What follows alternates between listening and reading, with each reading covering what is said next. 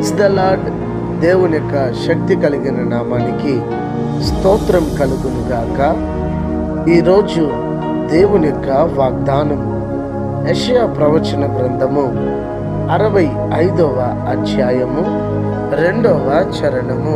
తమ ఆలోచనలను అనుసరించి చెడు మార్గములలో నడుచుకొనుచు లోబడి నొల్లని ప్రజల వైపు దినమంతయు నా చేతులు చాపుచున్నాను అని ఇక్కడ దేవుడు తెలియచేస్తూ ఉన్నాడు. ఈ దినము వాగ్దానాన్ని వింటున్న వాళ్ళారా, ఎప్పుడైనా మీరు దేవుని చిత్తం నా పట్ల ఏమని ఏ రోజైనా ఆలోచించవా? ఆదివారం చర్చికి వెళ్ళండి, వాక్యం ద్వారా దేవుడు మాట్లాడినప్పుడు నా కోసమే దేవుడు మాట్లాడాడు ఎప్పుడైనా గ్రహించి ఆ వాక్యానుసారంగా జీవించడానికి ప్రయత్నించాడు.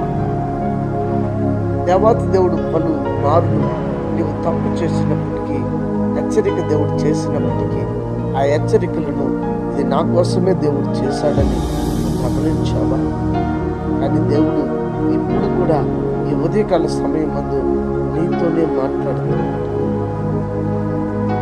మన ఆలోచన చెప్పుడు మనం నడుచుకుంటూ ఉంటే, మనం లోబడకుండా మనం జీవిస్తూ ఉంటే, అయినా సరే దేవుడు మనల్ని ప్రేమించి దినమెల్లా నా కుమారుడు వస్తాడు, నా కుమార్తె వస్తుందని రెండు చేతుల్ని చాచి అని దేవుని సముఖంలో మనం వచ్చుచున్నామా?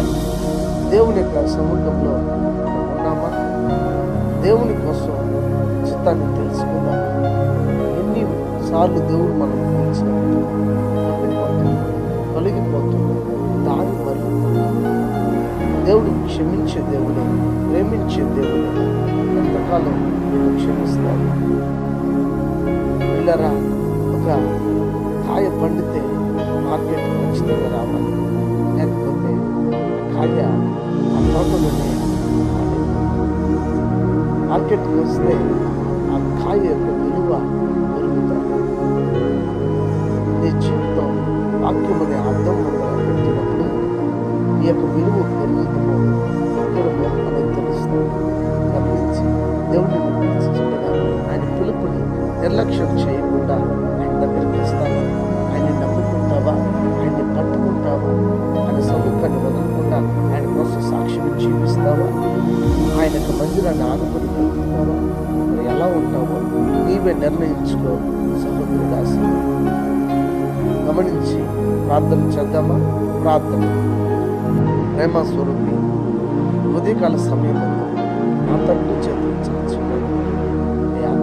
నా తలంపులను బట్టి, నా ఆలోచనలు బట్టి ఇదివరకు నేను నడుచుకున్నాను. ఇక మీరు మమ్మల్ని పిలిచారు, నీ చిత్తానుసారం నేను జీవిస్తామని ఎవరైతే వాగ్దానం మీద ఈ ప్రార్థన ఏకీభవించి ఈ ప్రార్థన చేస్తున్నారో వారి ప్రార్థన ఆలకించండి, అంగీకరించండి. అట్టి మనసు వారికి దయచేయండి. అనారోగ్యం చెందిన వారికి ఆరోగ్యాన్ని దయచేయండి. ఆర్థిక ఇబ్బందులు వారికి విడుదల, రక్షణ లేని ప్రజలు రక్షించి ప్రతి ఒక్కరిని కూడా నీ రాకడ కోసం సిద్ధపరచమని సముఖంలో కాల్చి యేసు శక్తి కలిగి ఈ ప్రార్థన సమర్పించున్నాము తండ్రి. ఆమేన్. God bless you. దేవుడు దీవించి ఆశీర్వదించుగాక. ఆమేన్.